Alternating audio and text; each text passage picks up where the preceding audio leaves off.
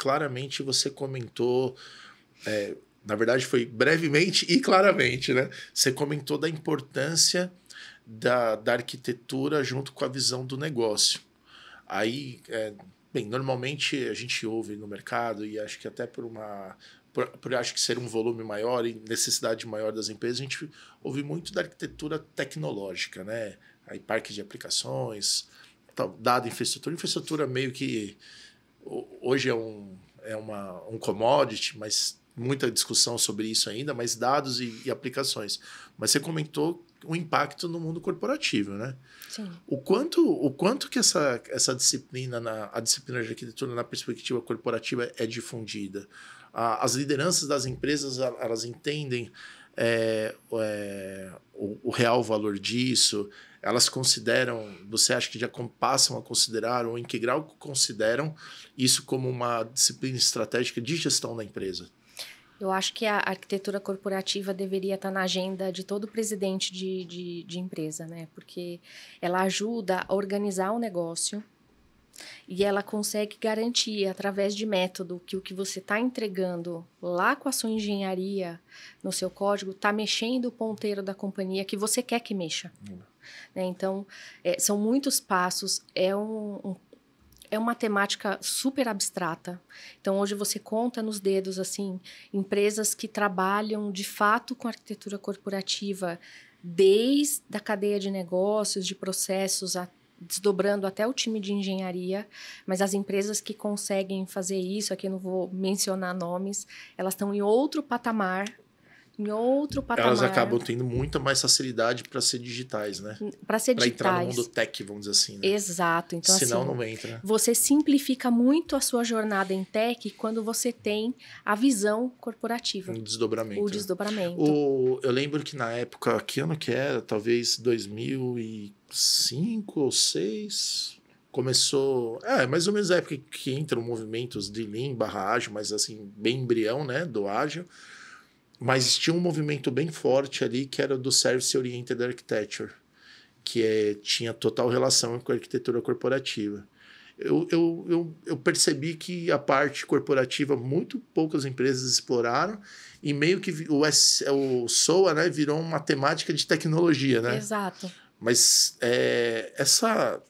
vou usar um termo talvez aqui, né, que é essa delapidação, né, que é quebrar essa estrutura da arquitetura, simplificar e não considerar essa parte corporativa, é algo que gera muito custo para as empresas hoje? Com toda certeza. Assim, eu acho que, primeiro, eu gosto muito de trabalhar com o conceito sempre de capacidades de negócio. Né? Sim, então, começar a organizar. Era a base, né? Exato, começar a organizar o negócio por capacidades e começar a decompor a tecnologia por capacidades também. Então, sim, construir microserviços mais autônomos, integrações que falam só daquele negócio e começar a sair do mundo dos microlitos e monolitos, etc. Né? A evidência clássica é a aplicação monolítica, né? Que ela atende todas as áreas de negócio. Aí um quer mudar, o outro não quer, deu pau. Teve uma vez, eu estava fazendo uma revisão de arquitetura, olha que curioso isso. Tinha uma aplicação que era o monolito. E ela não era central, assim, mas ela fazia parte, assim, ela era importante. Ela era mais ou menos importante para um tema de negócio e muito importante para outra. Só que tinha o dono do produto, aquela história produtizada, /produtificada, sei lá qual que é o termo certo. Tinha um pau que eles quebravam para ver quem mandava nisso, porque a prioridade de outro, sabe o que eu falei para eles? Eu falei, desculpa, essa aplicação é tal. Vocês já pagaram? Tá tudo certo? Eu falei, cara, vamos fazer o seguinte, vamos copiar o código-fonte, duplicar. Agora você cuida dessa parte dessa e a gente vai começar a separar. Quase quiseram me matar. Eu falei, beleza, vocês podem ficar nervosos, querer me matar, falar que é maluco, mas assim, enquanto vocês não fizerem isso, vocês vão estar um parado no outro. Aí você vai querer fazer o OKR. OKR de quem? Se na hora que desdobra, sabe? É aquilo que você falou, né? Facilita, né? Facilita. E a galera cortou, né?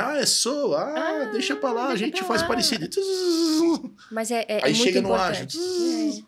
É muito importante porque uma das coisas que a arquitetura corporativa bem implementada, ela promove, ajuda as empresas, é atingir um nível de flexibilidade que hoje é tão importante para a sobrevivência num mercado que muda tão rápido. Sim, a adaptação e a transformação começa ali. Então, se você tem um ecossistema de tecnologia mais componentizado, sim, com certeza você vai construir soluções mais rápido para chegar no mercado primeiro. Se quiser incorporar uma empresa, se quiser fazer um spin-off, tudo é mais simples. Né? Esse é um tema, assim, que eu sou apaixonada. Isso é demais. Eu sou apaixonada, fiz alguns M&As, fiz spin-offs ao longo da minha jornada, amo esse tema.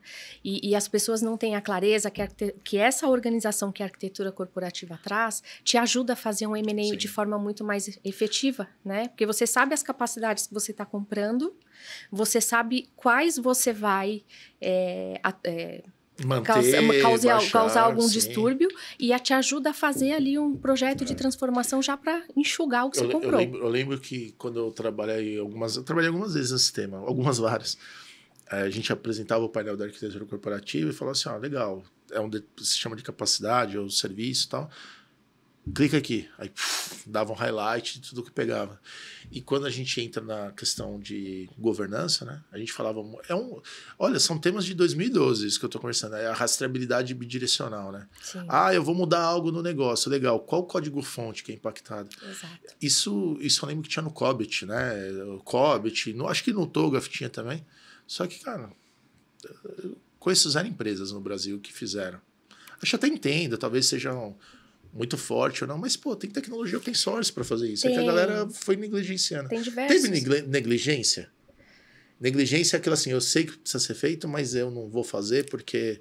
Ou é mais questão de limitações. E aí você precisa escolher porque o cobertor é curto. Eu acho que o tema de limitações ele é importante. A limitação de tempo também. Eu preciso fazer rápido, entregar rápido e colocar lá na ponta rápido. Então, eu não posso ficar perdendo tempo com sistemas de arquitetura.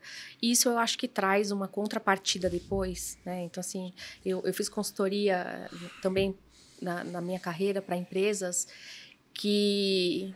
deixaram, vamos fazer, vamos entregar, vamos gerar o valor, depois a gente pensa nisso.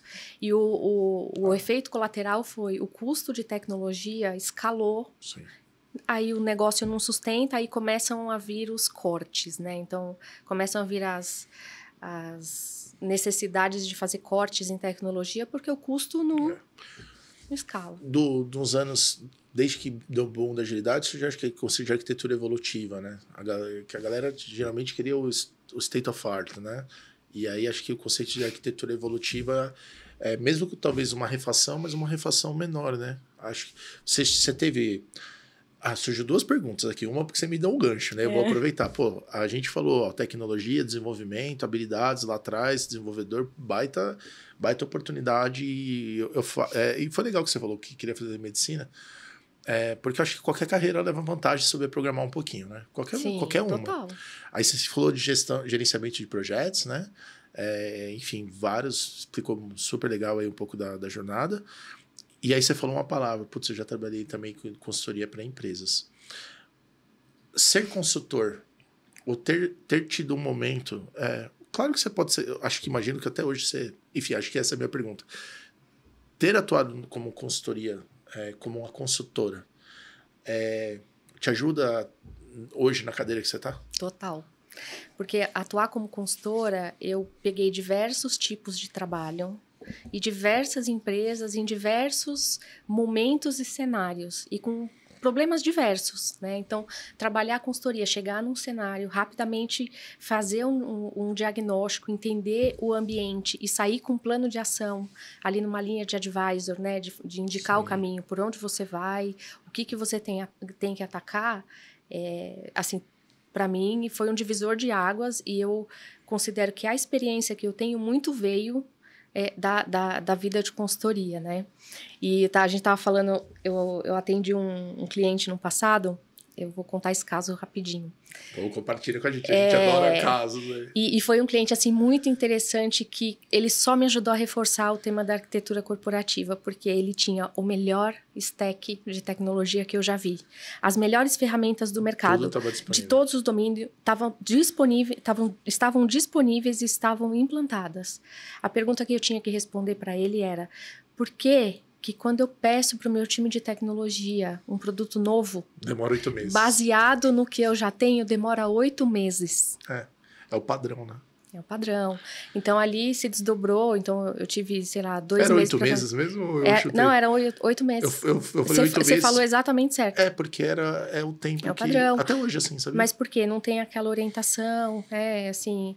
Vai construir uma mesa, constrói a furadeira, o martelo, os parafusos. A galera não tem história, não vai tem construir a ousa, vai construir outra mesa, constrói a furadeira, que foi o que eu brinquei, né? Todo projeto começa com a conexão ConnectDB. Não tem asset reuse nas empresas, né? O asset reuse é um dos princípios da arquitetura. Sim. E a galera nem sabe, né? Exato. Eu já vi uma empresa que implementou um negócio bem legal, que eles tinham como se fosse uma lojinha, uma Play Store, ou Google Store, ou Apple Store, sabe como chama?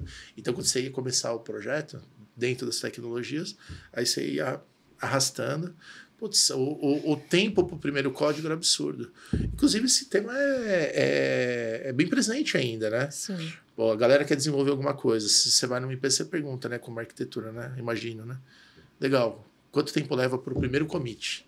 Isso é um indicador, né? Exato. Deveria ser horas, né? Se não minutos, eventualmente. Isso é o que a plataforma de engenharia, né? Que já está muito difundida, permite você colocar o programador, fazer o onboarding do programador muito rápido e começar a colocar ele para produzir mais rápido ainda. Custa uma fortuna um desenvolvedor hoje em dia, né? Então, assim, você faz o setup das coisas que são comuns, né? Da furadeira, da mesa, do parafuso, né? Deixa lá. Deixa o cara só construindo o que você precisa de fato. E engraçado que você falou, né? Que tem a execução e a visão, né? Acho que tem um risco aí, né? De quem lidera as arquiteturas é de se apaixonar pela adrenalina da missão tardia, né? Uhum. E aí não faz esses ambientes, né? Aí quando precisa, tal... Tem uma hora que tem que dar um grito, né? Eu acho. Esquece, desliga, monta esses ambientes... Porque aí inverte, né? Sim. A chance, não sei se eu fui claro, né? A chance de você se afundar dentro do run é muito grande, né? E não fazer o transform, né? Isso é a vida, né? De um diretor de arquitetura, das pessoas que estão na cadeira de arquitetura. Eu tenho que cuidar do dia a dia, os pratinhos não podem cair, mas eu tenho que escrever o futuro do ponto de vista de tecnologia da companhia. Como que eu equilibro isso e eu não fico emburacada só no run e deixo de olhar para a transformação. Você falou na parte de pessoas, né? Você citou vários pontos ali, né? Pessoas, na parte de gestão da mudança, né? Organizacional, que às vezes a dor da transformação não valeria a transformação e assim por diante. Como que você enxerga aí que grau que a parte de gestão de pessoas está impactando o resultado dos negócios atualmente? Como você vê...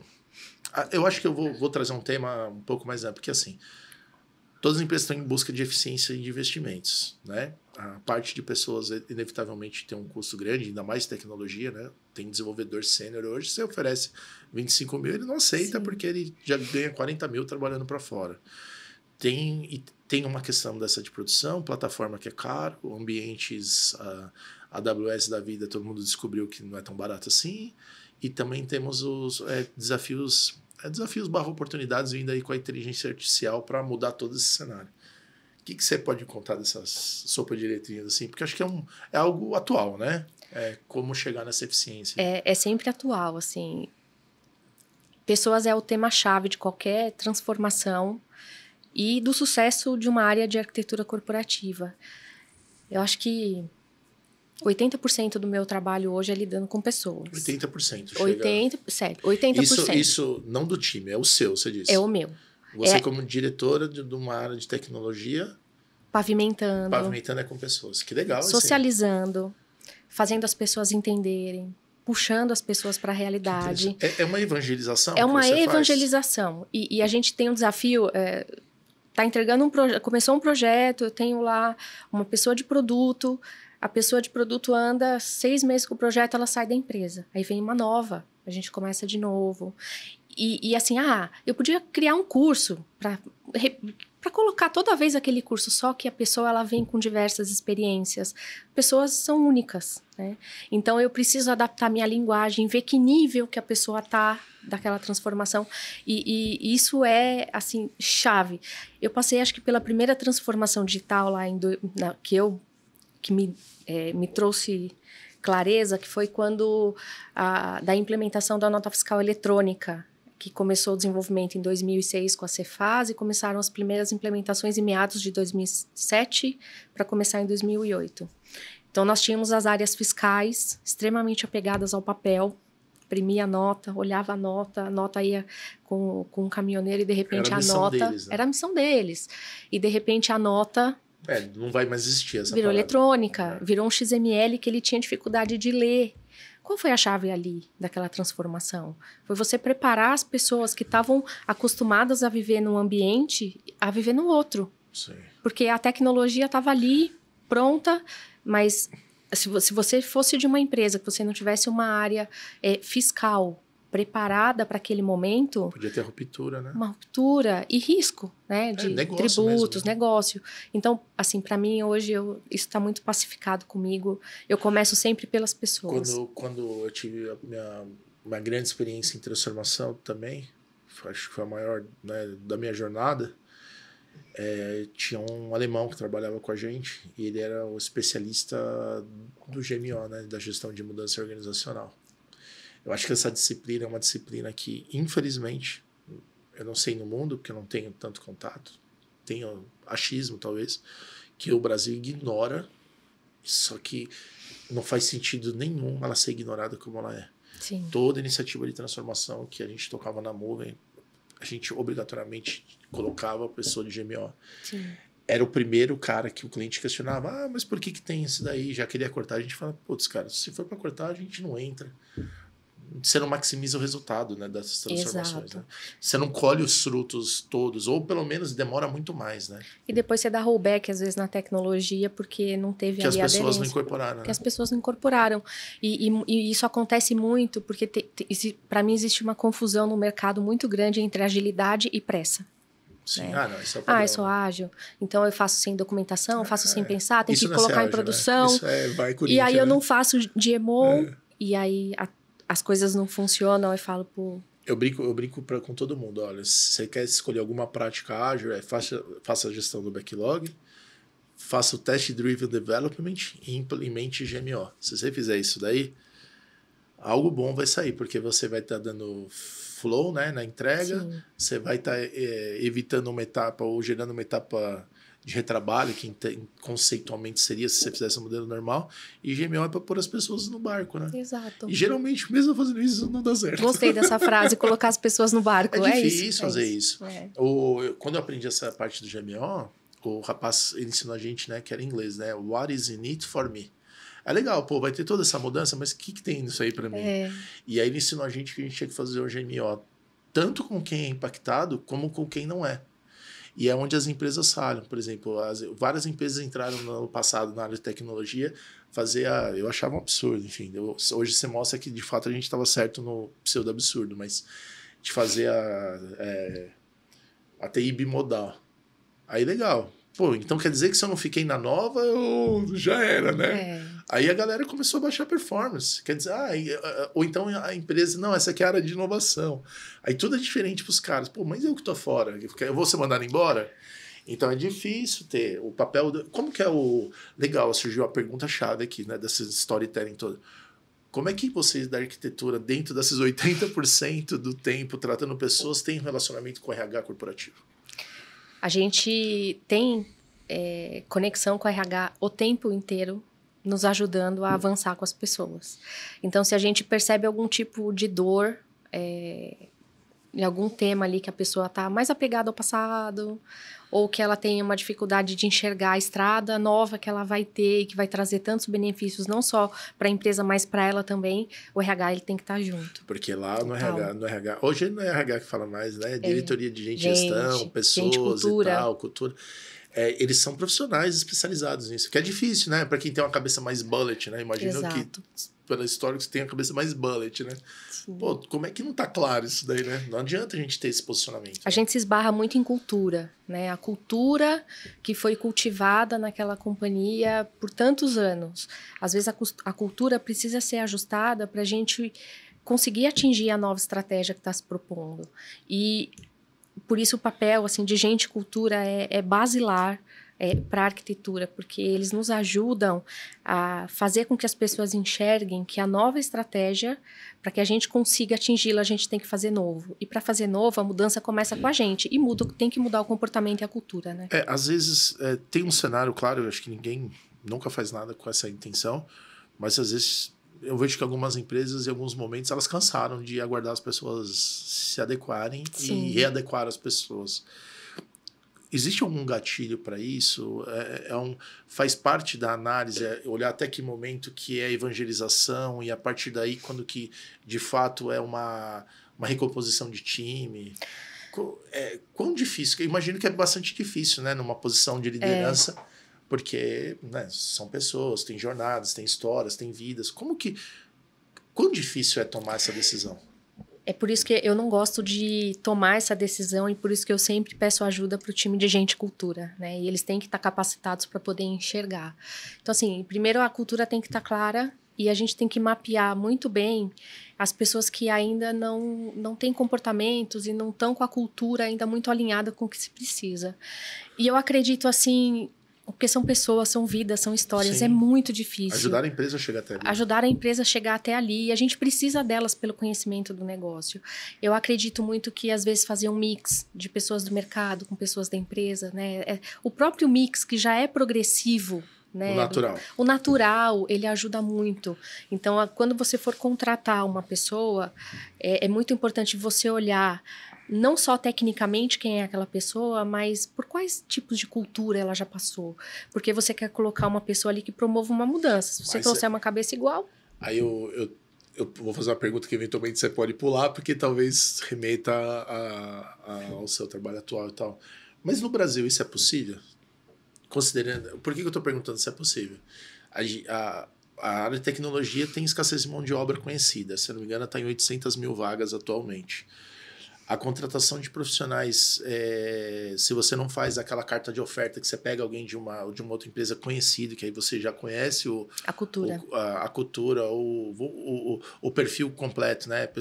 Conflito comportamental e tudo mais, é uma dinâmica onde poucas empresas têm isso, né? Vamos lá e vamos fazer a oferta. Claro que ocorre. E sobra pessoas que estão em momento de transição. Geralmente hoje, momento de transição são empresas que eventualmente não dão o resultado esperado, estão tendo recomendações por questões financeiras, e aí os profissionais acabam estando no mercado, mas os muito bons ficam 10 dias no mercado. Sim. Ou fica 30 se decidirem descansar um pouco. E aí você tem uma gama disponível no mercado bastante baixa em relação... Você acaba tendo pessoas que não estão tão adaptadas assim. Como é que vocês de arquitetura, ou como é que uma área de arquitetura em geral, baseada num processo mais consultivo seu, você acha que tem que se preparar, se organizar para não ser tão suscetível a pegar o que é melhor disponível versus a pegar o que precisa? Como que vocês se organizam? A gente sempre tem que pensar num mix de time e tem que pensar em formar pessoas internamente. Ok. Tem a formação interna. Essa formação interna ela é muito importante. E para a arquitetura corporativa de negócio, às vezes para mim é muito mais fácil pegar uma pessoa do negócio, capacitá-la em arquitetura de negócio e começar a construir a jornada, porque ela já está ligada com tecnologia, então a gente consegue fazer uma formação muito boa de pessoas. Ou seja, expandido um conhecimento dentro de uma área para ser um conhecimento mais difundido. Mais difundido. Como se fosse uma camada, vamos dizer assim. E eu trago pessoas do negócio para sentar na cadeira de arquitetura corporativa, ali na arquitetura de negócio, para nos ajudar. Isso funciona super bem. Obviamente, a gente tem que trazer pessoas do mercado e quando a gente passa, né, a encomenda para o RH, a gente já passa segmentos e empresas que têm as pessoas com a cultura que a gente espera para aquele negócio. E é difícil. Porque os quesitos são recheados, né? São. Porque senão você enxuga gelo, né? Você está tentando fazer uma coisa, você põe uma pessoa sem a cultura, você não consegue implementar. Não consegue implementar. É possível, eu tenho conseguido fazer com muito sucesso, com paciência. Eu não paro, mesmo que eu não tenha uma vaga aberta, eu tenho sempre pessoas mapeadas. Sim. E estou fazendo entrevista, estou conversando com pessoas, porque eu sei que uma hora eu vou precisar e eu já sei 2, 3, 4 pessoas assim, inevitavelmente, quando, por exemplo, você está no trabalho, vou chutar aqui, né? Poxa, a Gisele tá trabalhando lá, legal. Pô, olha, tá dando ó, resultado. Aí passa daqui 2 anos, né? Eu vi que você tá 1 ano e 2 meses, mais ou menos, na Cogna. Mas aí, galera, pô, Cogna é conhecida, você tem histórico. Pô, ela tá trabalhando lá, pô, tô precisando de alguém. Tal. Vai lá, né? E aí o pessoal rouba, né? Vamos dizer assim. Sim. Faz parte, né? Acho que é até uma realização, né? Faz parte. É até um reconhecimento do trabalho. Por vezes. Tem que casar com o seu momento, que você quer, né? Assim, não é trocar por trocar. Eu acho que você tem que minimamente entregar o valor na cadeira que você tá, até para pensar nisso. Uma das coisas mais importantes que eu vejo em relação, e talvez se você tenha bastante cobrança aí como estratégia, você até falou, né? O tempo de entrega das soluções, a gente brincou das de 8 meses e tal. Que a gente fala que é o ciclo, né, do Application Life Cycle Manager, que é o ciclo de desenvolvimento de soluções, né? Esse é um ciclo custoso nas empresas, de diversas formas, tanto na realização de valor, quanto do valor não realizado, vamos dizer assim. E o retrabalho que você teve ao longo dele, né? Nossa, nem me fala em retrabalho. Eu fiz uma estatística, eu não sei, tá? Mas o retrabalho no Brasil, nessa frente, é quase 56%. Imagina que tudo que vai, 50% volta. Aí desses 50% que foi, 25% volta. Chega uma hora que você fala assim, tá, eu aceito e vai. E com uma taxa de manutenção alta, né? É inacreditável. Assim, eu não sei como fica de pé. Eu ainda vou levantar uma bandeira, assim, mas é que eu acho que eu não tenho tanta voz assim, mas é absurdo. E com com ações... Eu acho que a gente, enfim, acho que tem erros de processo mesmo, mas vou voltar um pouco na questão do ciclo. Esse ciclo é onde desemboca, não, né? Mas desemboca. Todas as demandas da empresa normalmente caem na área de tecnologia para implementar algo. Não tem como. Vamos chutar aqui 99,9%. Aqui não chegou, é que tá errada. E aí, pô, tá todo mundo lá. Você tem uma capacidade produtiva limitada, você pode ter fábrica e tudo mais, você precisa rodar esse ciclo. Qual que é o papel da arquitetura em construção desse ciclo? É sozinho a arquitetura? É área de processos? Com que outras áreas vocês interagem para poder fazer essa brincadeira aqui acontecer? Excelente pergunta. Assim, o papel da arquitetura, quando a gente... ganhei estrelinha! Eu gosto muito dessa temática porque a arquitetura não trabalha sozinha. A arquitetura não é uma área iluminada que pensa uma solução, entrega no papel para alguém fazer. A arquitetura ela é responsável, primeiro, por garantir que a demanda que o negócio está pedindo, a gente está entregando uma solução aderente, adequada e pensando na sustentabilidade daquela solução para o futuro. A outra coisa é, quando a arquitetura entra no game, quando a gente vai construir aquela solução, a arquitetura tem que garantir segurança, aí ela trabalha em parceria com o time de segurança, integração, os padrões qual é o padrão de integração que eu vou criar, em qual cluster que eu vou fazer deploy. Tem que trabalhar com dados, porque tudo que eu entrego já deveria nascer com seu respectivo analítico, né? Com os relatórios adequados. Você diz que não é só fazer o posicionamento, a avaliação de algum requisito. Tem um checklist bastante... Você já citou 3. Segurança, dados, integrações, o alinhamento com o time de engenharia, porque o time de engenharia deve entregar a solução respeitando todos esses padrões. E eu tenho que garantir que o time de arquitetura de negócios que olhou para processos, né? Eu vou dar um exemplo.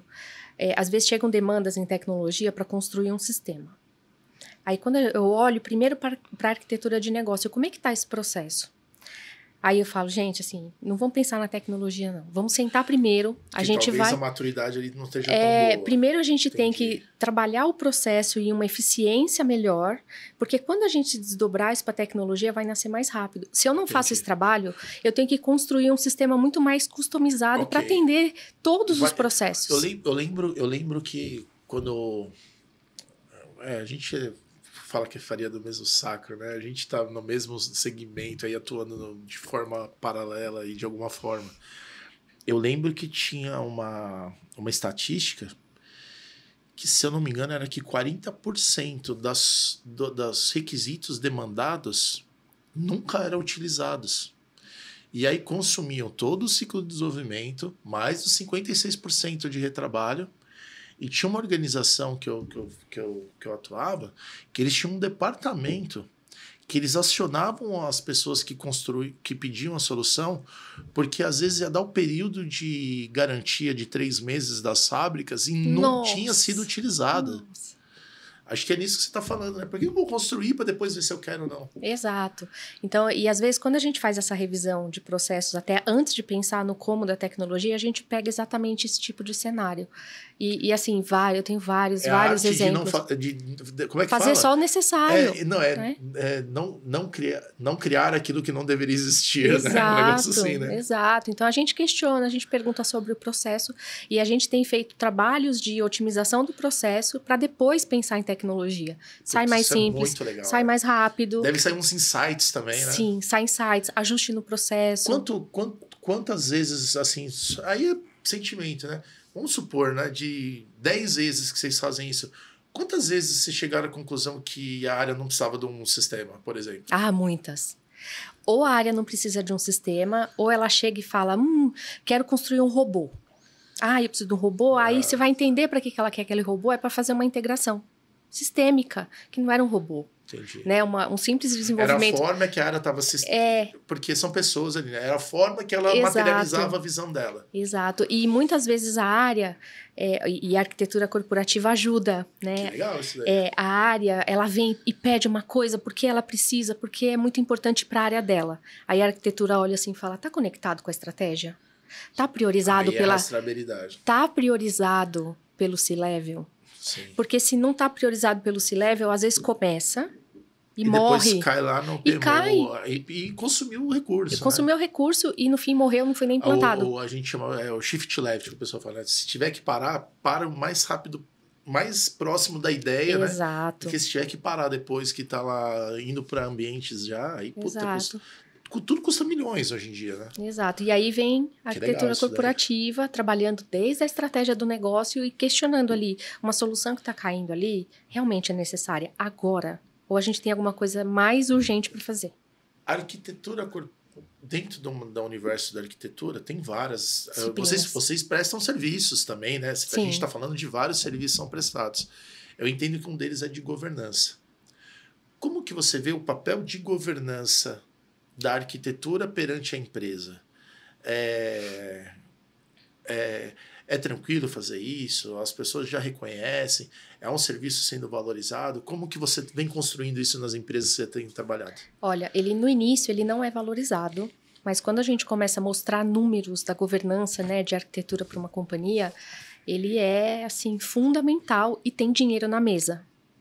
Então, Big money, na verdade, muito dinheiro na mesa, porque a gente olha as empresas com muitas tecnologias redundantes, né? Várias linguagens de programação, ao invés de eu ter poucas e investir para poder acelerar a entrega, né? Às vezes tem 10 CRMs dentro da companhia. Eu estava conversando com um colega, antes de vir para cá, a empresa dele tem 8 sistemas de gerenciamento de apólice. Então, assim, eu não digo que a gente deveria ter mas eu não sei se eu preciso de 8. Me parece que há uma oportunidade, né? Uma redundância. Pode ter um motivo. É aquela história, né? Nunca tire uma cerca antes de descobrir porque ela estava no terreno. Exato. E aí você pega o CDO dessas empresas que tem muita redundância tecnológica, eles sofrem demais para construir o data lake e produzir os produtos de dados. Não, e não só o CDO de dados, mas o CDO do digital também. Porque a camada do dígito é aquela que a gente quer que fique lá perto do cliente, né? Exato. Ou seja, o cara vai fazer uma chamada API que podia estar tudo pré-processado ali, quase que um JSON pronto ali, sem instantâneo. Não, o cara vai lá no sistema core, consulta o saldo e um exemplo, né? E aí, cara, aí toma a máquina. Tudo que é muito no core é mais caro do que essas tecnologias que estão mais próximas, né? Você distribui na nuvem como é que a gente falava? Você tem os dados... coisas democratizado? Em inglês. Não, era a Golden Copy, né? Que falava assim, aqui é a Golden Copy, tipo, aqui ninguém pode mexer. Daqui em diante, cara, faz o que for necessário, desnormaliza, né? Transforma para ser rápido para o usuário. Se você não tem isso, como é que faz? Pois é. A arquitetura de dados fica limitada, Fica limitada. Então, assim, na cadeira de arquitetura, um dos meus pilares de trabalho, em 100% das empresas que eu passei, são projetos de racionalização. racionalizar o ecossistema de tecnologia, eliminar redundância, porque quando a gente simplifica o ecossistema, fica mais fácil para inovar. Imagina, você vai inovar com novos sistemas de gerenciamento de, por exemplo, apólices de seguro. No mínimo, você vai ter que construir uma baita camada de abstração para poder conversar com essas... Vai ter uma tecnologia que vai custar alguns milhões ali para poder rotear isso aí. Fora as pessoas para sustentar, que é caro, né? Complexidade de processo, infraestrutura, banco de dados.